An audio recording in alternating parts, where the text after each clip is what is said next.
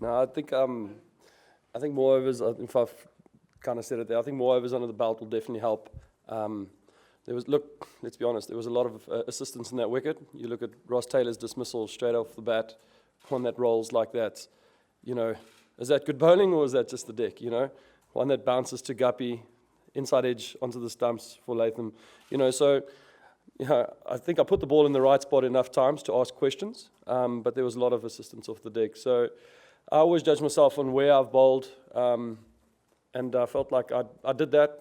I landed the ball in the right area. I did ask enough questions, so I was lucky enough that I got the wickets that I wanted. But yeah, still a long way from where I want to be. You know, I want to get the pace up a little bit more. I think overs under the belt and just a little bit more strength work, and I'll eventually get there. But yeah, like I said, when there's wickets in the wickets column, there's not much to complain about. I just want to play. You know, I've never really set any targets in terms of wickets or games or anything like that. I mean, I might wake up in a month and just can't do it anymore. I might wake up in 4 years' time and realize that I can't do it anymore. So I've never really been a kind of like a targets or a goals kind of person. Really enjoy playing this game. I've got to be honest with you. I really, really enjoy playing Test cricket and cricket. I love it. You know, this is kind of what I feel like I've been put on earth to do. So I'll do it for as long as I can. I kind of feel like I'm a broken record because I say it over and over again, but I honestly do.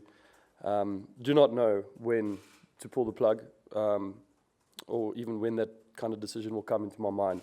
The body feels fine. And like I said, there's wickets in the wickets column. I'm making batters jump around. The pace is up there. I feel like I can bowl quicker when I bowl more overs get some more overs under the belt. So right now, just carry on doing what I'm doing.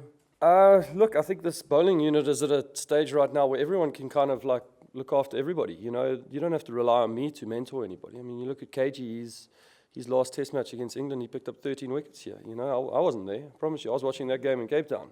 So I had nothing to do with that. You know, so I think it's the culture in the side. Guys are allowed to come into, guys have a culture where you can step into the side and you can perform. We've had that over the last couple of years. My head goes back to when Kyle Abbott made his debut against Pakistan, took 7. Mashanta Langa, debut against Sri Lanka, took 5. Even more, I think Dane Pitt, debut, 5 wickets. So I think it's more the culture. It's not really specifically aimed at one player to be able to mentor the guys. But I think, like Faf said, you know, it gives the selectors a bit of a headache. You know, when Mornay comes back fully fit, you've got Kyle sitting on the side. It really is a good headache to have, you know, when you've got options to pick from. Absolutely, you know, you can't just sit back and feel like I'm in the side.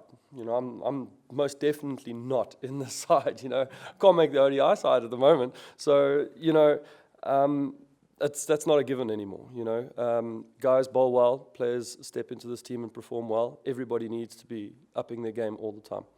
You know, it was very disappointing. I mean, I wasn't in the side for most of the summer, so I can't really sit here and say what it was like to be in that team. You know, like it is disappointing to go from #1 team in the world to drop down to 7. You know, I mean, we can sit and debate for long about the ranking system and so on and so on and so on. But the fact of the matter is, we lost to England, we lost to India, and we are where we are.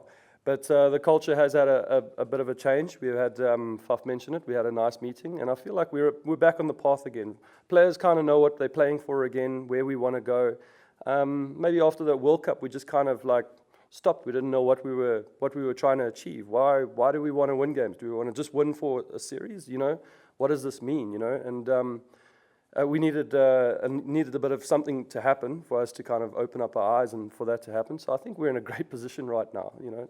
And what a wonderful story it will be in maybe 2 years' time when we go from #7 to be number 1 in the world again. You know, that's the focus and that's the aim. So guys look like that's what they want. They desperately want it. They're training hard. They're working in the nets, and I think results like this prove that that's where we want to go.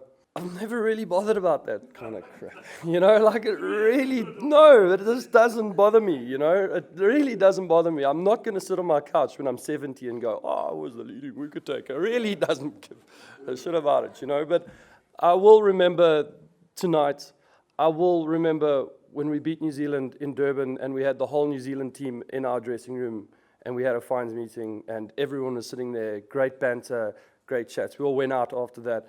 I will remember winning in Australia. I will remember winning in England. and hopefully I will remember winning a World Cup too. But I will not remember being the leading wicket taker. That really doesn't bother me. Those are the things that I play this game for, and I will sit there and hopefully talk to my children and my grandchildren about those days more than my individual performances, because really, who cares?